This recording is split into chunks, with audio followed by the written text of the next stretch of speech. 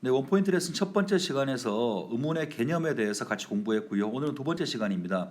자, 오늘 설명할 파트는 음운의 변동과 음절의 유형이라고 되어 있는데요. 실제로 음운 파트 문제가 수능이나 모의고사에 출제가 될 때는 거의 대부분의 문제가 음운의 변동 부분에 몰리게 된다고 말씀을 드렸죠. 그래서 오늘은 음운 변동의 전체적인 개괄들을 한번 살펴보도록 할 거고요. 다음 시간부터는 각각의 음운 변동의 유형별로 어떻게 문제화되고 우리가 어떻게 접근해야 되는지를 설명을 할 겁니다. 자, 우선 음운의 변동의 개념부터 간략히 설명하겠습니다. 자, 음운이 놓이는 환경에 따라서 다른 음운으로 바뀌어서 소리가 나는 현상이라고 했어요. 이거를 좀 풀이해서 설명을 드리자면, 자, 어떤 자음과 모음이 있을 수 있겠죠. 이 자음과 모음이 놓이는 환경이라고 하는 것은 얘가 어떤 특정한 자음 앞에 오거나 특정한 모음 앞에 왔을 때, 어떤 환경에 놓여 있었을 때 다른 음운으로 변하는 현상, 이것을 음운 변동이라고 부르는데, 자, 다른 음운으로 바뀐다라고 하는 것은, 바뀌어 난다라고 하는 것은 경우의 수가 네 가지가 있습니다. 그래서 밑에 보시면 선생이 교체, 탈락, 첨가, 축약, 이 네 가지의 경우를 적어놨는데, 이 네 개의 경우로 바뀌게 될 때 우리가 음운 변동이라고 부르는 겁니다. 최근에 나온 교과서에서는 교체라는 말 대신에 대치라는 말을 쓰는 교과서도 꽤 많이 있는 것 같아요. 같은 용어인 걸 알고 있으면 좋겠고요. 자, 일단 말 그대로입니다. 교체라고 하는 것은 어떤 환경에서 하나의 음운이 다른 음운으로 바뀌는 경우인데요. 여기에 포함되는 것은 세부적으로 이런 것들이 있어요. 자음 동화에 포함되는 비음화, 유음화가 있죠. 얘들을 합하면 자음 동화라고 부르게 되는데, 말 그대로겠죠. 어떤 환경에서 비음이 아닌 놈이 비음, 니은, 미음, 이음으로 바뀌면 비음화라고 할 거고요. 유음으로 바뀌면 유음화라고 할 겁니다. 그 다음에 또 음절의 끝소리 규칙. 지금 당장은 하나하나의 규칙이 어떨 때 적용되는가 별로 중요하지 않고요. 여러분 알고 있을 거니까 이런 것들이 여기에 포함되는구나 대략적인 스케치를 하시면 되고, 다음 시간부터 선생님이 하나하나 설명을 드릴 겁니다. 자, 그다음 음절의 끝소리 규칙은 받침의 발음 원칙이죠. 받침 종성에는 자음 중에서 7가지 대표음으로 바뀌어서 발음되는 거. 그다음 구개음화라고 하는 것은 구개음이 아닌 소리가 형식 형태에서 이 모음 앞에서 구개음으로 경구개음으로 바뀌는 현상이고요. 그 다음에 된소리 현상 마찬가지죠. 된소리가 아닌 예사소리가 어떤 환경에서 된소리로 교체되는 현상을 우리가 된소리 현상이라고 부르고, 마지막으로 모음 동화가 하나가 있는데, 뭐 예를 들면 손잡이가 손제비가 되는 거, 그런 식으로 원래는 손잡이 아였는데 걔가 뒤에 오는 이 모음 때문에 손제비 애가 됐죠, 그죠? 그런 식으로 음운이 바뀌어지는 현상을 교체 혹은 대치라고 합니다. 보다시피 실제로 교과서에서 우리가 보게 되는 음운 현상 중에서 가장 많은 현상 중에 하나가 교체가 되겠죠. 자, 그 다음에 탈락이라고 하는 건 말 그대로 음운 하나가 사라지는 겁니다. 가장 대표적인 것이 자음군 단순한데요. 뭐 예를 들어서 시를 읊다 이렇게 얘기할 때 최종적으로는 우리가 시를 읊다라고 하죠. 자, 물론 요 과정에서 리을 피읍 중에서 하나가 탈락되어서 피읍만 남았을 거예요. 그 다음에 얘가 물론 다시 또 음절의 끝소리 때문에 비읍으로 바뀌었는데, 지금 당장은 뒷부분 보지 말고요. 앞에 것만 보자고요. 리을 피읍 우리말은 절대로 받침의 두 개의 음운을 동시에 발음할 수가 없기 때문에 그 중에 하나를 탈락시킵니다. 그래서 종성에 온 것, 받침에 온 이런 받침에 온 자음의 덩어리 중에서 하나만 남는 현상을 자음군 단순화라고 하는데, 당연히 둘 중에 하나가 사라졌으니까 탈락 속에 포함되겠죠. 그 다음에 뭐 탈락이라든가 발음할 때 리을 탈락이라든가 히읗 탈락이라든가, 예를 들어서 뭐 쓸 때는 노아라고 쓰는데 우리가 발음할 때 노아라고 히읗이 사라지죠. 전부 다 탈락 속에 포함되는 것들입니다. 자, 첨가는 니은 첨가가 있는데요. 요거는 그 받침 뒤에 이야 여요 유가 왔을 때 5가지입니다. 받침 뒤에 이야 여요 유가 왔을 때 니은을 첨가해서 발음하거든요. 예를 들어서 솜, 이, 불이라고 하면 그때 전 시간에 말씀드렸죠. 여기서 이는 절대로 음운이 2개가 아닙니다. 이는 이음은 아무것도 없는 거죠, 그죠? 그러니까 얘는 음운이 지금 1개밖에 없는 거라고요. 그런데 솜, 이불 합성어나 파생어에서 앞에 말이 받침이 있고 뒤에 오는 말이 이야, 여요, 유로 시작하면 니은을 집어넣어서 최종적인 발음은 솜니 불이 되는 거죠. 그래서 아까는 틀림없이 음운이 한 개였는데 음운이 두 개가 됐어요. 니은이 첨가된 겁니다. 이런 것을 니은 첨가라고 부르고요. 그 다음에 축약이라고 하는 건 뭐 자음 축약, 모음 축약이 있습니다만 보통 자음 축약이 많이 나오죠. 자음 축약은 거센소리 현상이라고 부르는데요. 예를 들어서 뭐 히읗하고 기역이 축약되어서 키읔되는 거 이런 식으로 히읗과 예사 소리가 축약되어서 키읔이 되는 겁니다. 이런 것들이 일단 음운 변동 속에 우리가 공부해야 될 네 가지 분류라고 볼 수가 있고요. 자, 최근 문제의 경향은 이렇습니다. 옛날 문제들은 단순하게 어떤 보기를 주고 이 보기 속에 사용된 의문 현상이 뭐게라고 물은 거예요. 단순하죠. 그런데 요즘 문제는 당연히 그것도 물어봅니다만 거기 플러스에서 두 가지를 더 추가하는데요. 하나가 뭐냐면 하나가 음운 개수의 변동입니다. 음운의 개수. 자, 예를 들어서 어떤 그 음운 현상에 교체가 일어났어. 그러면 음운 자체가 바뀌었을 뿐이지 음운의 총 개수의 변동은 없는 거죠. 반면에 탈락이 되면 어떤 음운 하나가 사라졌으니까 마이너스 1일 거고요. 첨가가 된다면 플러스 1이 될 거고 축약이 된다면 두 개가 하나가 된 거니까 마이너스 1이 되겠죠. 그래서 많이 물어보는 문제 중에 하나가 어떤 음운 현상이 적용되었는데 이렇게 적용되었을 때 음운의 개수가 어떻게 변했는가 많이 물어봐요. 그러니까 여러분들 앞으로 공부해 나가시면서 딱히 이 문제가 음운의 개수를 물어보지 않는다고 하더라도 자꾸 문제들을 보시면서 연습을 해볼 필요가 있습니다. 그 다음에 두 번째는 순서를 물어보는 경우가 있어요. 자, 이거는 이제 나중에 한번 설명을 드릴 텐데 간단하게 말로 설명해 볼게요. 어떤 음운 현상이 발생했어요. 그게 뭐 음절의 끝소리일 수도 있고 아니면 자음군 단순할 수도 있고 다양할 수 있겠죠, 그죠? 그런데 하나만 적용되는 것이 아니라 두 개, 세 개가 적용되는 경우도 있거든요. 그럴 경우에 그 두 개, 세 개가 적용이 됐다면 예를 들어 A, B, C가 적용이 됐다면 A, B, C 중에 뭐가 제일 먼저 되고 그 다음이 뭐고 그 다음이 뭐냐라고 묻는 문제들이 있어요. 사실 이런 문제를 풀려고 하면 규정을 좀 알아야 되고 문제가 좀 어렵습니다. 이런 것들은 선생님이 같이 공부해 나가면서 외전이나 혹은 다른 형식을 통해서 따라 한번 설명을 할 텐데 어쨌든 지금 단계에서 여러분들이 알아두셔야 될 것은 음운의 변동은 이런 거다. 그리고 이 음운의 변동의 종류는 크게 네 가지로 나누고 세부적으로는 이런 것들이 포함될 수 있다. 그리고 이런 각각의 음운의 변동들이 일어나게 되면 음운의 개수는 이렇게 바뀐다. 일단 이 정도가 일단 여러분이 지금 2단계에서 머릿속에 넣어 두셔야 될 부분이고요. 자, 밑에 잠깐 보시면 연음이라고 돼 있어요. 왜 선생님이 따로 적었냐면 연음이라고 하는 것은 음운 현상으로 인정하지 않습니다. 자, 일단 음운이 뭔지부터 연음이 뭔지부터 먼저 봅시다. 여기서 달기라고 하면 앞에 이렇게 받침이 있어요, 그죠? 받침 있는 말이 오고 뒤에 오는 이는 조사죠. 다시 말하면 형식 형태소라고요. 더 정확히 말하면 그냥 형식 형태소가 아니라 모음으로 시작하는 형식 형태소죠. 그러니까 받침이 오고 그 뒤에 모음으로 시작하는 형식 형태소가 오면 겹자음일 경우에는 뒤에 것이 이렇게 이어지는 거죠. 그래서 지용적인 발음이 여기 있던 기역이 뒤로 갔으니까 달기가 되는 겁니다. 이게 연음 현상이에요. 그런데 한번 보세요. 달기가 됐는데 교체된 게 있나요?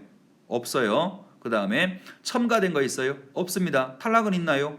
없죠. 리을 기역에서 기역이 사라진 게 아니라 뒤로 갔으니까 탈락이라고 말할 수 없다고. 탈락이라면 음운의 개수가 마이너스 1이 돼야 되는데 보다시피 마이너스 1이 없잖아요, 그죠? 탈락이 아닙니다. 축약된 거 있어요?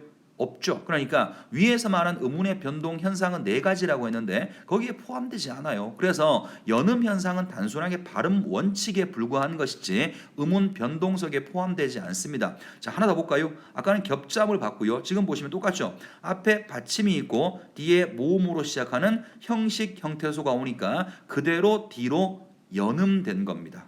그 다음에 하나 더 밭을 이것도 마찬가지죠. 요 단어는 학생들이 공부를 얄팍하게 하는 친구들이 이게 국외음화라고 생각해요. 그래서 시험 문제 어떻게 많이 나오냐면 국외음화가 돼서 밭을로 발음해야 된다? 아닌 겁니다. 국외음화는 뭐 다 아시겠습니다만 디귿과 티읕 뒤에 이모음 형식 형태소 이로 시작 이 모음이죠. 반모음이나 단모음 이 형식 형태소 이가 왔을 때 바뀌는 건데 얘는 지금 보시면 이가 아니라 의가 왔잖아요. 그죠? 그러니까 얘는 그냥 받침이 뒤에 있는 모음으로 그대로 이어져서 밭을이라고 발음을 해야 되는 거죠. 자, 받침에 있던 모음이 자음이죠. 미안합니다. 자음입니다. 받침에 있던 자음이 뒤에 오는 모음 형식 형태소로 그대로 이어져서 발음되는 현상을 연음 현상이라고 하는 겁니다. 주의할 것은 얘는 음운 현상에 포함되지 않는다. 자, 일단 이게 중요한 겁니다.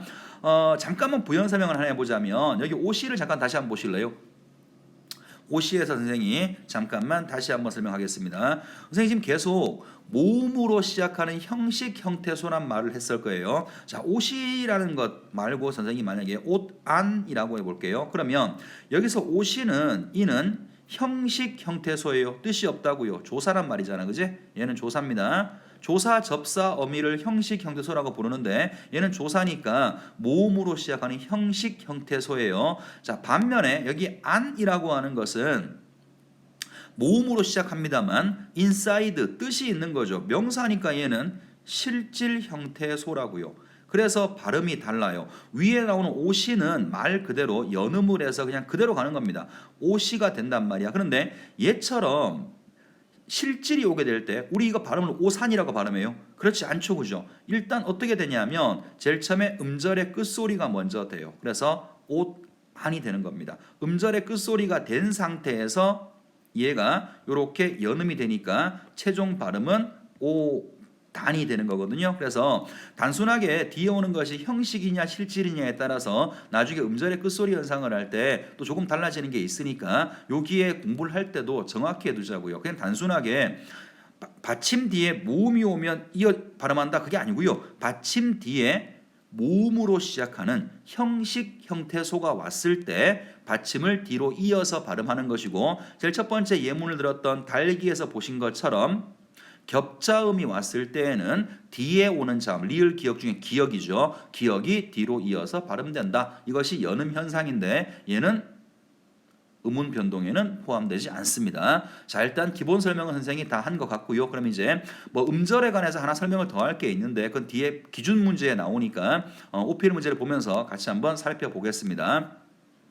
자, 이 문제는 2019년 수능에 나왔던 문제입니다. 2019년 수능이니까 최근에 나왔던 문제네요. 자, 일단 보기를 먼저 보고 부연 설명을 하도록 하겠습니다. 자, 보기에 A에 들어갈 말이다. 적절한 것을 고르라고 했고요. 선생님이 뭔가 설명을 합니다.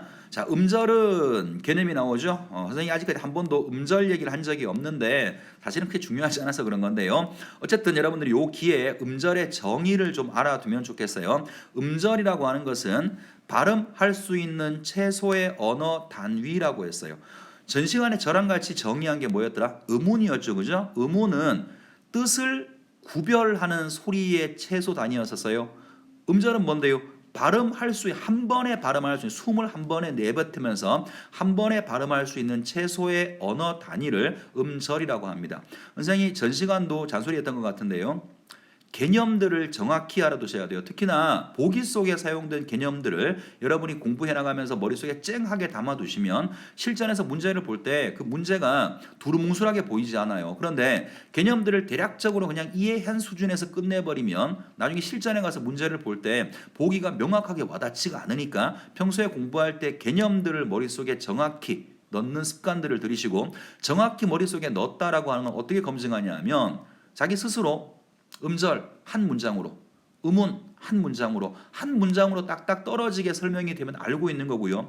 알긴 알겠는데 한 문장으로 만들지는 못하게 모르는 거예요. 그거는 전혀 모르는 것과 차이가 없습니다. 그러니까 계속 어떤 정의가 나오면 한 문장으로 머릿속에 명확히 기억해 두시기 바랍니다. 어쨌든 음절의 개념이 나왔어요. 발음할 수 있는 소리에 한 번에 발음할 수 있는 소리의 최소 단위인데 음절의 유형은 자 이제 이것들이 유형이 있답니다. 음절의 유형은 크게 분류하면 네 가지가 있습니다. 모음, 그 다음에 자음과 모음, 모음과 자음, 자음과 모음, 자음이 있다라고 음절의 유형을 이야기했어요.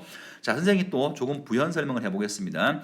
위에서 음절의 개념을 장황하게 설명을 했는데 현상적으로 보면 한 개의 글자, 우리가 쓰는 한 개의 글자들 할 얘도 음절이고요. 수 얘도 음절이고요. 얘도 음절이고요. 얘도 음절입니다. 그러니까 한 개 한 개 한 개의 글자들은 전부 다 우리 한글에서는 한 개의 음절이 되는 거죠. 중학교 때 많이 해봤잖아요. 몇 음절로 써라, 몇 어절로 써라. 그러니까 한 개 한 개의 글자가 음절인데 얘의 정의는 한 번에 발음할 수 있는 단위라는 거죠. 그리고 얘의 유형은 자 모음만 있는 거. 예를 들어서 자, 또 나왔네. 그지? 앞에 이응이 있지만 이 이응은 형식상 적는 것이지 음가가 있는 게 아니죠. 그러니까 아라고 하는 건 음운이 한 개밖에 없는 거잖아요. 모음으로만 구성이 되어 있는 겁니다. 그 다음에 자음과 모음은 이런 거겠네. 가 이런 거. 이건 기억이 앞에 왔으니까 자음 하나, 모음 하나. 그 다음 모음과 자음으로 되어 있는 건 뭐 이런 거. 아까 쓰니 했으니까요. 앙 이런 거 어때요?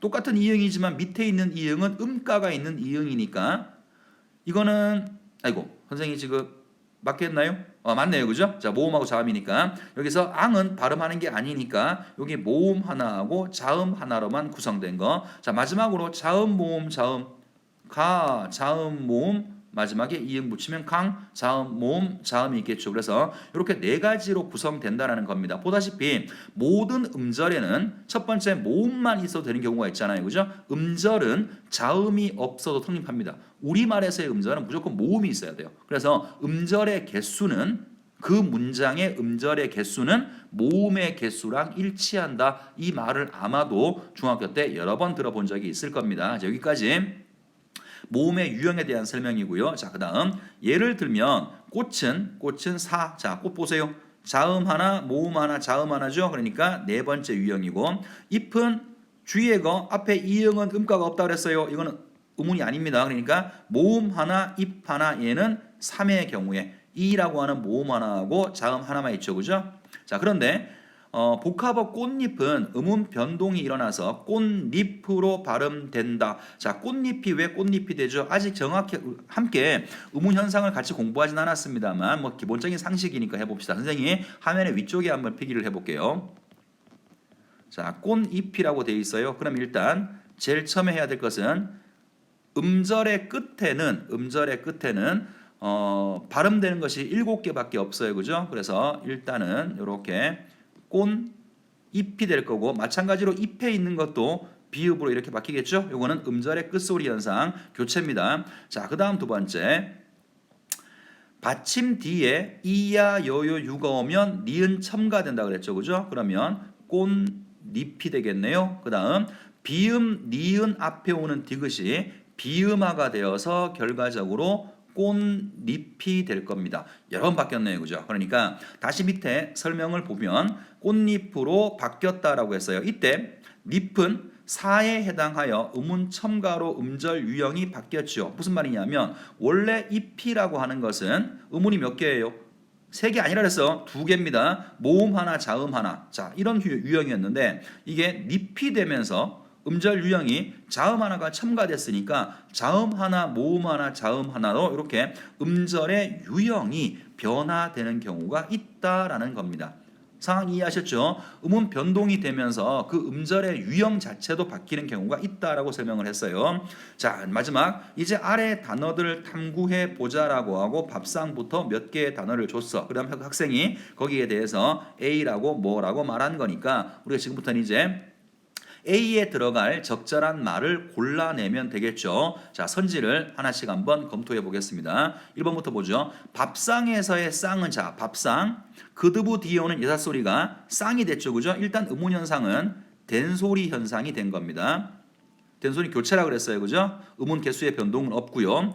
얘는 첨가의 결과다 아닙니다. 자, 이거 주의해서 보셔야 돼요. 학생들이 호자음이 쌍자음이 됐을 때 시옷이 쌍시옷이 되면 이 시옷 뒤에 시옷 하나가 더 덧붙어져서 이렇게 된다라고 생각하는 사람들이 있는데 잘못 생각하시는 겁니다. 이거는 호자음이 쌍자음이 되는 경우는 교체가 되는 거예요. 알아두셔야 됩니다. 수능에 한번 몇 년 전에 또 한번 나온 적이 있어요. 이거는 예사소리가 된소리로 교체가 된 것이니까 첨가의 결과라는 말은 이미 틀렸어요. 자, 보는 김에 다 봅시다. 음절의 유형은 단일어인 상과 달라졌어. 뭐가 달라져? 상은 자음 하나, 모음 하나, 자음 하나. 쌍도 자음 하나, 모음 하나, 자음 하나 똑같죠? 그러니까 1번 선지는 앞뒤가 모두 틀렸어요. 자, 2번 합니다. 집 1에서 닐은 교체의 결과이고 또 이미 틀렸네요. 자, 아까랑 똑같네. 받침이 있고 뒤에 이야, 여요, 유가 오면 표준반응법 29항에 따라서 니은이 이렇게 첨가되죠. 그러니까 교체가 아니라 첨가의 결과니까 이미 틀렸고, 음절의 유형은 단일어인 일과 달라졌다. 자, 일은 보다시피 모음 하나 자음 하나 되어 있는 건데, 닐이 되면 자음 하나 모음 하나 자음 하나니까 유형이 달라졌다라는 말은 맞네요. 자, 전 답은 아니고 3번 의복함에서의 캄은, 자, 이거는 뒤에 오는 히읗하고 예사 소리가 축약되어서 키읔이 됐으니까 자음 축약이 된 거죠. 그래서 축약의 결과이라는 말은 맞는 말입니다. 거센 소리 현상 자음 축약이고, 음절 유형이 함과 달라졌다. 자, 함 어떻게 돼 있어요? 자음 하나 모음 하나 자음 하나. 캄은 어때요? 자음 하나 모음 하나 자음 하나. 고로 달라지지 않았습니다. 자, 4번 국물에서 궁은 교체의 결과. 자, 뒤에 오는 비음 때문에, 앞에 오는 이렇게 해야 됩니다. 다시 할게요. 뒤에 오는 미음 비음 때문에 앞에 오는 기억이 이렇게 비음화 이응으로 교체가 됐죠. 비음화 현상. 그래서 교체라고 하는 건 맞습니다. 교체의 결과이고, 음절 유형이 단일어 국과 같다. 자, 원래 있던 국은 기역 우 기역 자음 모음 자음, 궁도 마찬가지로 자음 모음 자음이니까 같다라고 볼 수 있죠. 답은 일단 나왔네요. 4번이고, 자, 마지막 5번 보겠습니다.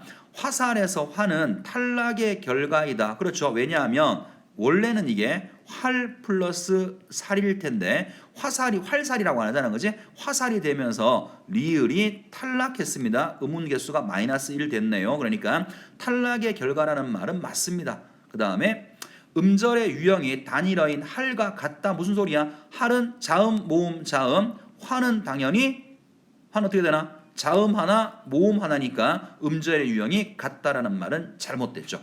자, 이렇게 해서 우리가 오늘 2019년 수능 문제를 기본 문제로 해서 음운 현상은 전체적으로 이런 거다. 앞으로 우리가 음운 현상 공부를 어떤 방향으로 해야 된다 설명을 드렸고, 그다음 아울러서 음절이라고 하는 것이 어떤 건지 개념까지 설명했으니까 오늘은 이 정도까지 머릿속에 잘 넣어두시면 좋겠습니다. 수고 많았습니다.